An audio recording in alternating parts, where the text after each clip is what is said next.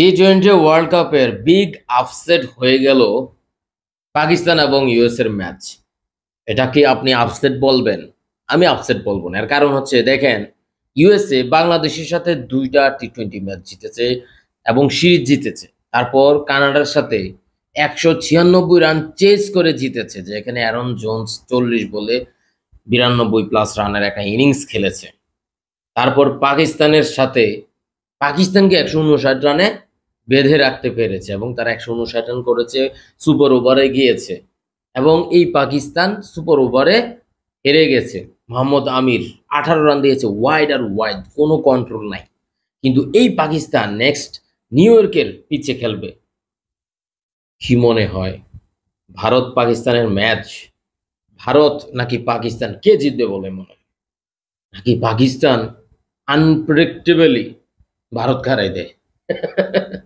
কারণ দেখেন, আইপিএল এ সানরাইজার্স হায়দ্রাবাদ যে ধামাকা ইনিংস খেলেছে, যেভাবে ধামাকা ধামাকা ওপেনিং জুটি হয়েছে, এই ধরনের ইনিংস মানে রিস্ক আপনাকে নিতেই হবে। আপনি ওই সেফ 160-70 করে জিতে যাবেন, সেই দিন এখন আর নাই। এখন সেফ হচ্ছে 180, 170, 75, 180। সো ভারত পাকিস্তানের ম্যাচে আপনার কাছে কি মনে হয়, পাকিস্তান যদি প্রথমে ব্যাট করে তাহলে কত রান করতে পারে? তবে ভারত পাকিস্তানের ম্যাচে যারা পরে ব্যাট করবে তারাই জেতার সম্ভাবনা বেশি থাকবে, কারণ ক্যালকুলেটিভ খেলা খেলতে পারবে। তবে আপনাদের কাছে কি মনে হয়, নিউ ইয়র্কে এখন পর্যন্ত ভারত যে ম্যাচটা খেলেছে অসাধারণভাবে, একদম অসাধারণভাবে আয়ারল্যান্ডকে একদম প্যাকেট করে দিচ্ছে। আপনাদের কাছে কি মনে হয়, পাকিস্তানকে প্যাকেট করতে পারবে নাকি পাকিস্তান সবকিছু ছাড়িয়ে ভারতকে প্যাকেট করে দিবে? আমার কাছে মনে হয় জমজমাট ম্যাচ হবে। তবে পাকিস্তানের স্ট্র্যাটেজি চেঞ্জ করতে হবে। তাদের পেসার হারিস রৌফ, তার ওভারটা আগেই শেষ করে ফেলতে হবে।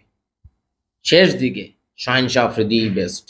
আপনারা দেখেছেন লাস্ট 3 ওভার 28 রান দরকার, সেখানে শাহিন শাহ আফ্রিদি এসে 7 রান দিয়েছে। এর মধ্যে তিনটা বল খুব শর্ট, অফ স্টাম্পের বাইরে ইয়র্কার লেন্থে বল দিয়েছে, খেলতেই পারেনি।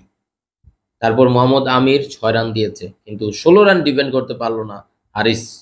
এর আগেও ভারতের সাথে বিরাট কোহলি পিচে, ঠিক তখন ভারতের দরকার 48 রান 18 বলে, সেখানে কিন্তু ক্যালকুলেটিভ ইনিংস খেলে বিরাট কোহলি নিয়ে নিয়েছে। Big match player Virat Kohli, তবে সব খেলা শেষ করে দিতে পারে শিবম দুবে অথবা ঋষভ পান্ত।